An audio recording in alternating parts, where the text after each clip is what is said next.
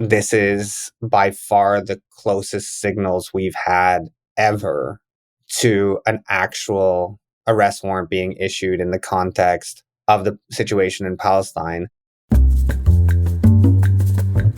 Welcome to Global Dispatches, a podcast for the foreign policy and global development communities and anyone who wants a deeper understanding of what is driving events in the world today. I'm your host, Mark Leon Goldberg. I am a veteran international affairs journalist and the editor of UN Dispatch.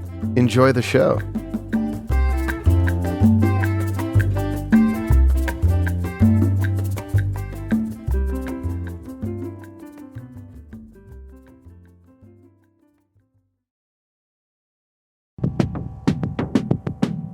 Speaking from Cairo after visiting the Rafah border crossing on October 30th, the International Criminal Court's chief prosecutor, Karim Khan, promised accountability. Quote, "Children and men and women and the elderly can't be ripped from their homes and taken as hostages, whatever the reasons," he said. Quote, "And when these types of acts take place, they cannot go uninvestigated and they cannot go unpunished." He later added that in targeting houses, hospitals, and places of worship, Israel has the burden of proof to demonstrate that these were legitimate targets of war. These remarks from Egypt have set into motion a process that may lead to ICC indictments of Israelis and Palestinians for war crimes and crimes against humanity. Joining me to explain what this investigation may look like and how it may unfold is Mark Kirsten. He is a senior consultant of the Wayamo Foundation and an assistant professor of criminology and criminal justice at the University of the Fraser Valley in British Columbia. This is obviously a very timely conversation that will help you understand some of the legal and political implications of this conflict for the International Criminal Court. So I've covered the ICC as a journalist for nearly as long as it has been in existence, and in a recent bonus episode, I offer some of my own perspective on the significance of this investigation. In general, these bonus episodes that I've been publishing for paying subscribers have much more of my own views and analysis than the typical Global Dispatches show like this one, in which I'm mostly just asking questions of guests. But as a foreign policy journalist for about 2 decades now, I've certainly developed some expertise and views, and I share these regularly with those of you who have taken the extra step to support the show. If you are listening on Spotify, you can access these episodes by subscribing via patreon.com/globaldispatches. You'll be given a special premium Spotify feed when you sign up via Patreon. And if you are on Apple Podcasts, you can upgrade directly in the app, and anyone can get these episodes at globaldispatches.org and signing up for a paid subscription. Your support is absolutely crucial to the success of this show. Now here is my conversation with Mark Kirsten. Success of this show. Now here is my conversation with Mark Kirsten.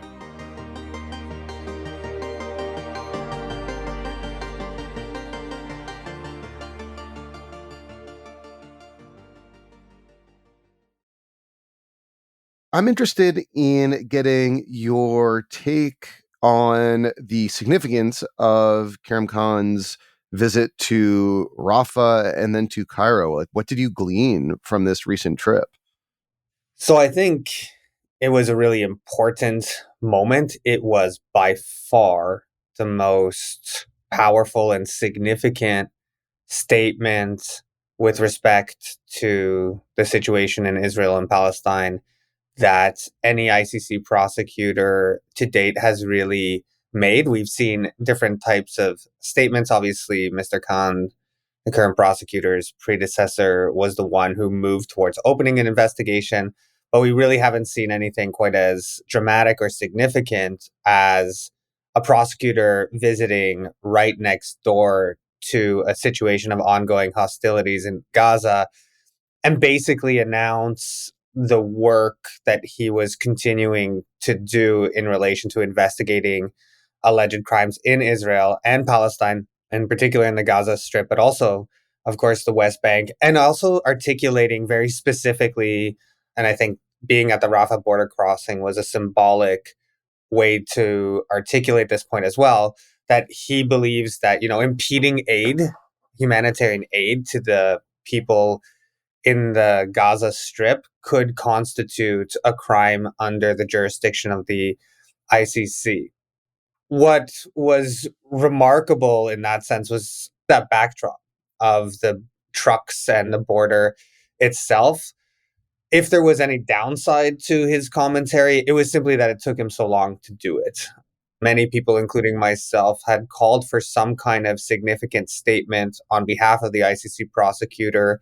He took 5 days to say anything at all after the events of the 7th of October, then came out with a couple of kind of media interviews and a very dry statement from his office saying that he continued to have jurisdiction over the situation. But really, his appearance at the Rafah border crossing, as well as his press conference in Cairo later that day, I think were really drawing the line in the sand. And we'll see, because he's now drawn this line in the sand. He has now articulated what he thinks, to at least to a certain extent, is happening with respect to his jurisdiction. And the big question is, okay, does this indicate, as it had in Ukraine, that he's willing to take action in terms of issuing arrest warrants or whatever it may be? Yeah, I'm glad you brought up Ukraine because, one thing about Khan that I've noticed as opposed to his predecessors, he, I don't know, seems to act quicker and perhaps more boldly and even in a way more audaciously than his previous two predecessors, in the sense that he's willing to take certain risks and kind of take actions that are, potentially risky for the court. So, for example, like visiting Bucha, the site of a mass atrocity in Ukraine, not long after that mass atrocity, declaring it a crime scene, and then less than a year later, indicting Vladimir Putin. I mean, that's a huge deal. This is like the most powerful person ever indicted by the International Criminal Court, and he did it. So it seems that he's not chastened in a way that other predecessors might have been. Yeah, it's a really interesting observation. He, I think, has, in Ukraine in particular, really taken up the mantle of an opportunity that I think very few people could have seen happen for the International Criminal Court. And of course, it's in some way grotesque to call any scene of mass atrocities an opportunity. But if we think back on his predecessor, Fatou Bensouda, she did not receive a great deal of support from Western states, in part because some of the work that she wanted to do in relation to, for example, the investigation into Afghanistan, which included alleged crimes committed by US armed forces, or indeed into Palestine, was something that many states deeply, deeply opposed, particularly certain Western states. And so she didn't have a ton of support. And in Ukraine, those very same Western states, who, by the way, did not support Karim Khan's candidacy for ICC prosecutor until the very end, Even though he's British. even though he's British. Yeah. The sense I get is they were somewhat concerned with the compliments you're giving him, his audaciousness and his sharp independence, or the appearance of his independence. That's the story that I understand. So they wanted somebody who might not continue the work of someone like Fatou Bensouda.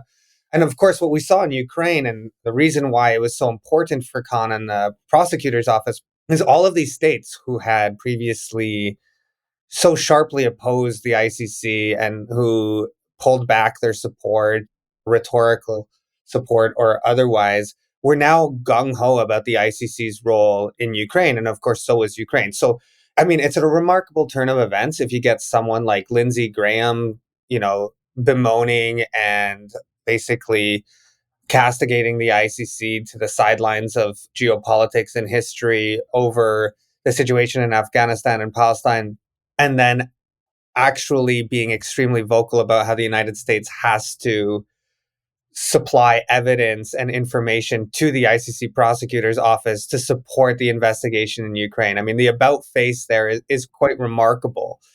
So, yeah, I think you're right Yeah. that in some ways he's audacious, and in some ways he's taken the opportunity that presents itself with this unprecedented support in Ukraine for his investigation. I'm not convinced that the same thing will translate into Palestine for obvious political reasons. Yeah, it seems that the pendulum might swing back towards more hostility if and when Khan moves forward with a potential investigation in Palestine and in Israel. Yeah. Can you just take listeners back and kind of briefly explain the somewhat kind of convoluted legal and political history of attempts by the ICC to gain jurisdiction over crimes committed principally in the occupied Palestinian territories? Because this has been a long and fraught story, and I think is important context for understanding whatever investigation may unfold in the future. So can you just briefly explain what happened? In the 2010s, the early 2010s, I forget exactly what year, but authorities or officials from Palestine decided that they wanted the International Criminal Court to investigate any crimes committed on the territory of Palestine and submitted a request to the Office of the Prosecutor. At that time, they were rejected, in part because then prosecutor Luis Moreno Ocampo and his office basically said, look, I can't tell whether you are a state. I don't have enough information before me to say that you are a state. And under the rules that the International Criminal Court operates, only a state can refer itself and therefore grant jurisdiction to the ICC over war crimes, crimes against humanity, and genocide that have occurred on that territory and by citizens of that state. So the message that was basically given there to Palestinians was more or less, and I've heard it referred to as, this is kind of go do your homework, not on international criminal law, but go do your homework kind of on presenting a better case that you are a state. And what Palestine and the Palestinian Authority in particular then did is seek membership in the United Nations General Assembly. It's an observer state, as I understand it now, which gave it a little bit more credentials. Once it received that level of membership in the UN General Assembly, it also joined a number of international organizations as a state, including, for example, UNESCO. During this time, the United States, Canada, and others basically threatened institutions like UNESCO with withdrawing of funds. I think the United States actually did withdraw funds if it accepted Palestine as a state. The vast majority, I understand it, of states around the world recognize Palestine as a state already. If you look at the map of states that don't, it is really primarily European states, with some exceptions, and the United States and Canada and some of their kind of Pacific allies, etc. So, in any case, long story short, they returned to the ICC, I believe, in 2014 with much better evidence that they were already a state.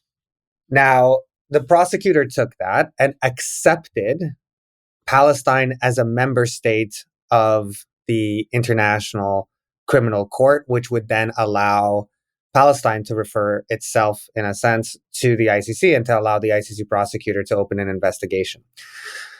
The hang up was, okay, Palestine is a state, but where does it stop and end? What is Palestine as a state? If we have jurisdiction as a court, we have to know that basically on this side of the road, we have territorial jurisdiction, but on that side of the road, we don't. And so even if the ICC accepted Palestine as a member state, it wasn't entirely clear precisely what that meant in terms of borders. So what the prosecutor, Fatou Bensouda, did is she requested the opening of an investigation from the judges at the ICC, but she also asked for clarification as to what the borders were. And the judges came back with this assessment of the borders, which include East Jerusalem, Gaza, and the West Bank. There was some controversy here, and I don't think wrongly so.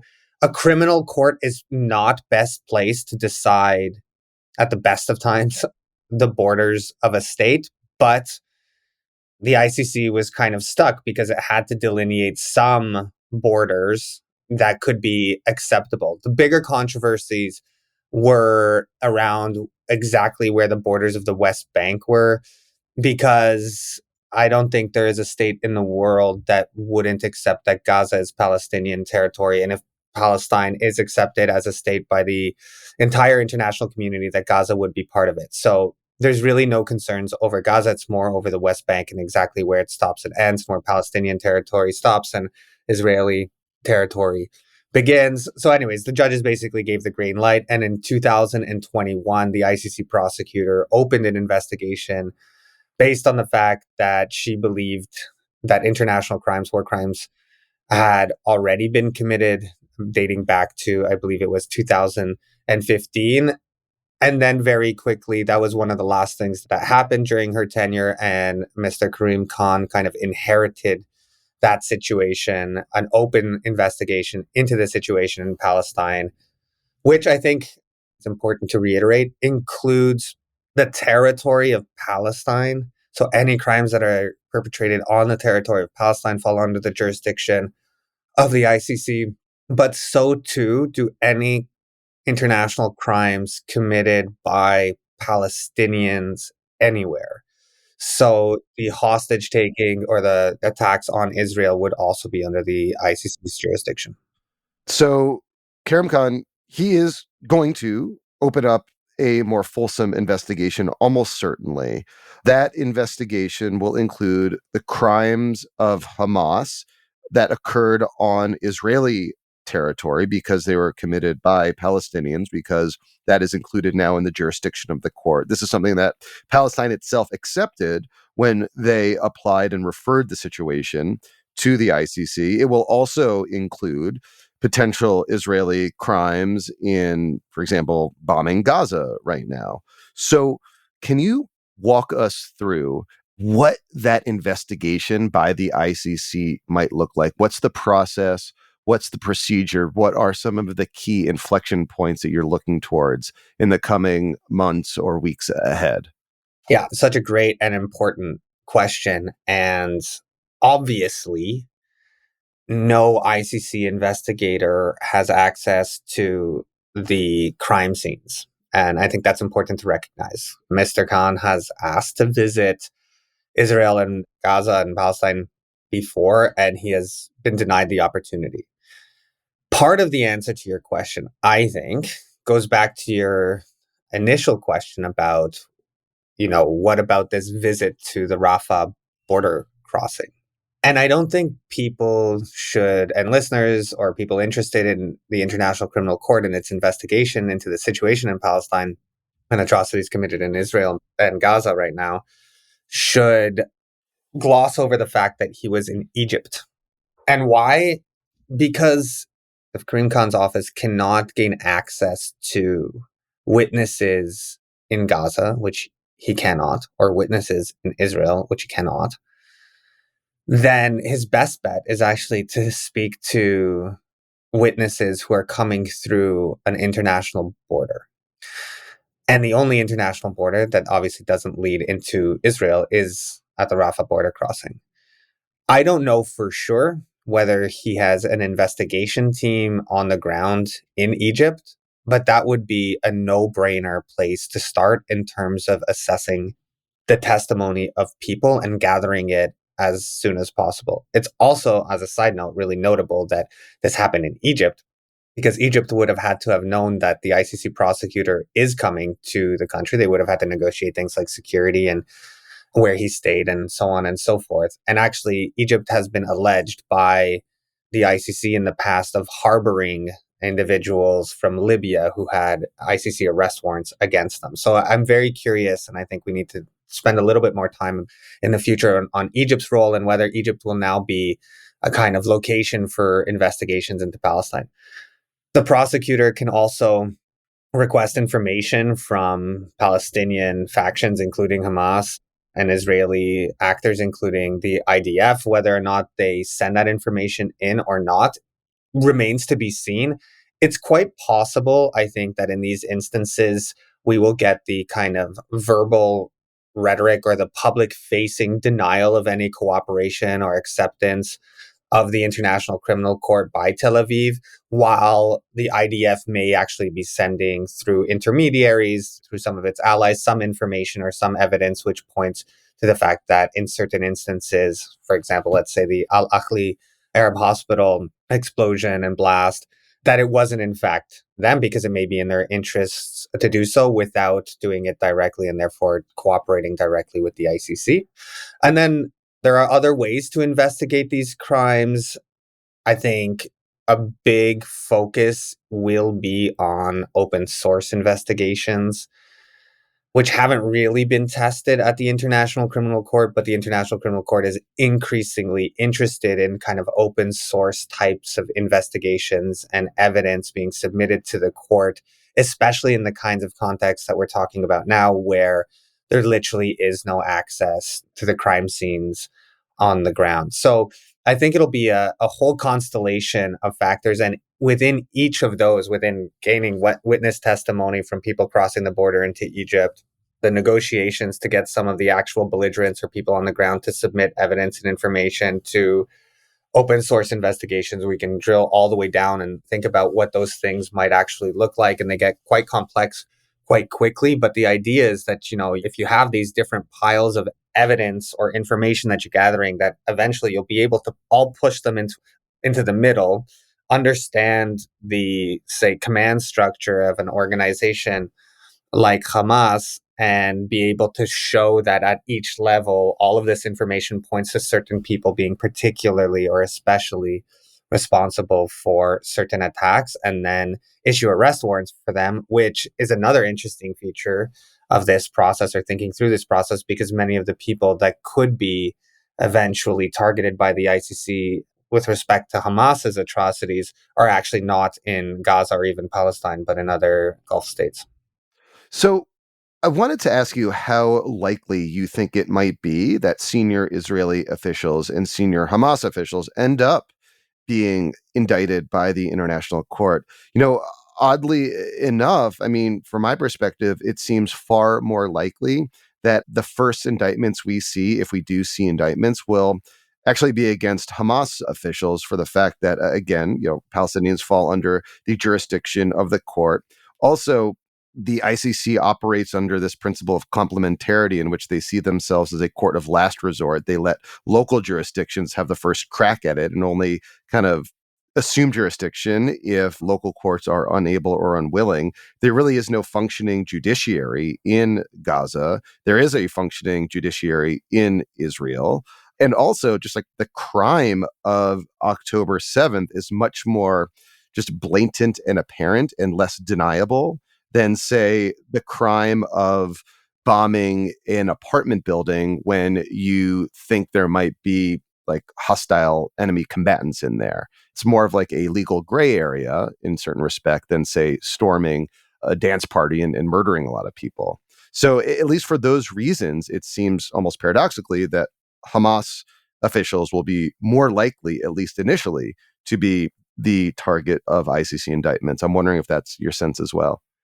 So I think you kind of put your finger on something really important from a legal perspective, which is that the attacks by Hamas, and not just October 7th, but before that, these rockets that are fired from Gaza are by their design indiscriminate, right? They just do not in any way, shape, or form discriminate between civilian or military combatants at all.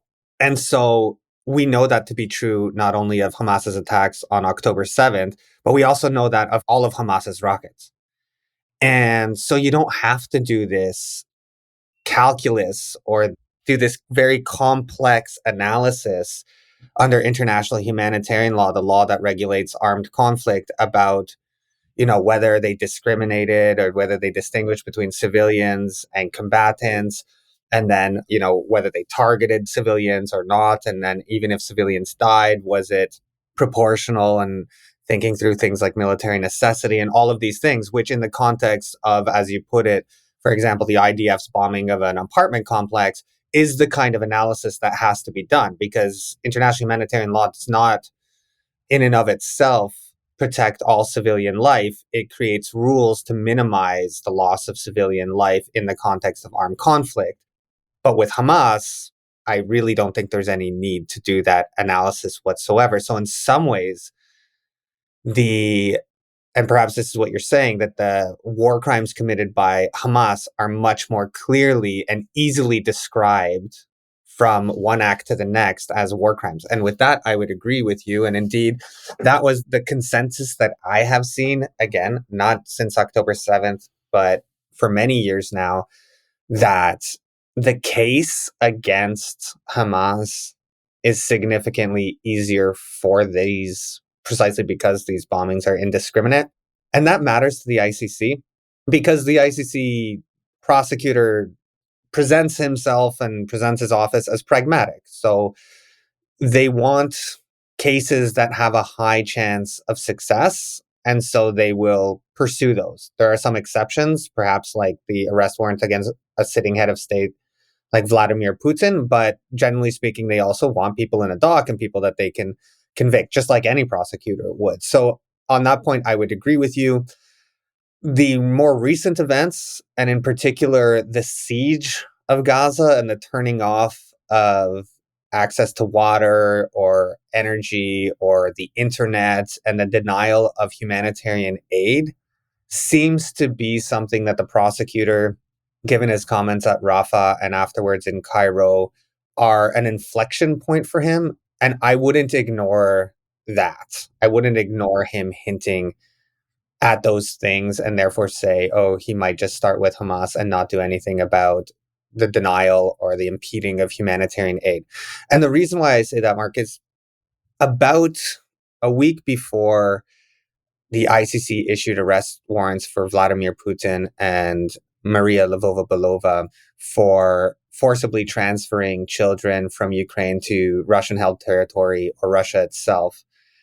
The ICC and Ukraine, I think at the same time, released this video of a visit by the prosecutor to Kiev, where he was meeting with Ukrainian President Volodymyr Zelensky. And Zelensky basically tells him in that video how the most important thing to address is the children. The most important thing is the children. And you can watch that video, and it came before the arrest warrants were issued, just a couple of days before the arrest warrants were issued. And I think looking back, that may have been a kind of hint at what was coming. And I think the prosecutor did not talk about the specific impeding of aid as a potential international crime by accident. I think it is a warning signal that that's perhaps where he is focused when it comes to international crimes committed by members of the Israeli government. So yeah, I would just keep my eyes out on that given past precedents, with the caveat that international criminal law and the work of the ICC is just so incredibly difficult to predict. Do you expect senior Israeli leaders, including potentially Netanyahu himself or the defense minister Gallant, to be indicted by the International Criminal Court in the coming months?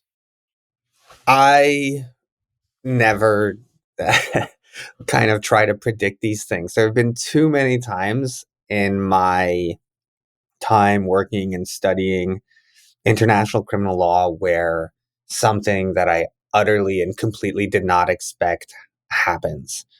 So my answer is I don't know.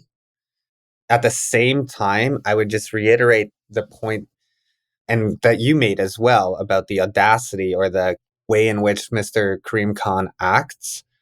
If you combine that, his decision making on a situation like Ukraine, the world's attention on the situation on Israel and Gaza right now, and indeed to a much lesser extent, but also the West Bank, and the fact that he visited the border and spoke to very specific crimes as a prosecutor and focused in particular on this one in relation to impeding of aid or the prohibition on sufficient aid going into the civilians in Gaza.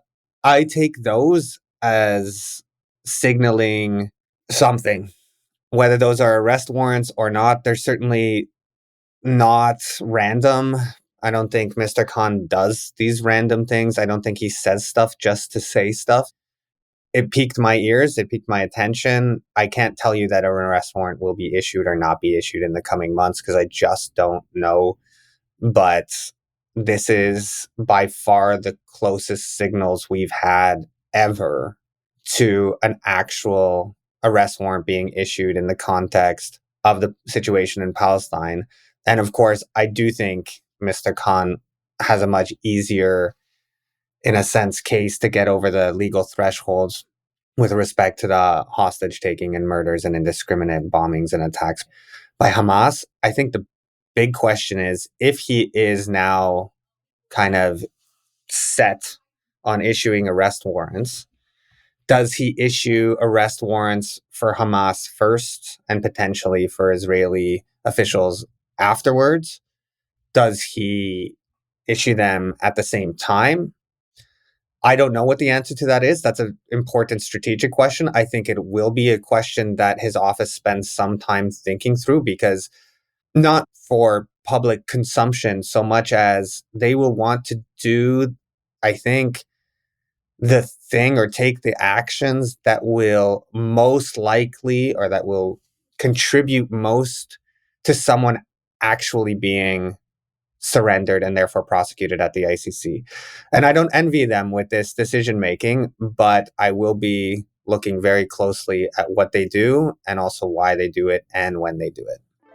Well, Mark, thank you so much for your time and analysis. As always, I really appreciate it. Thank you so much, Mark. It's always a pleasure to talk to you. Thank you so much for your time and analysis. As always, I really appreciate it. Thank you so much, Mark. It's always a pleasure to talk to you. Thanks for listening to Global Dispatches. The show is produced by me, Mark Leon Goldberg. It is edited and mixed by Levi Sharp. If you are listening on Apple Podcasts, make sure to follow the show and enable automatic downloads to get new episodes as soon as they're released. On Spotify, tap the bell icon to get a notification when we publish new episodes. And of course, please visit globaldispatches.org to get on our free mailing list, get in touch with me, and access our full archive. Thank you.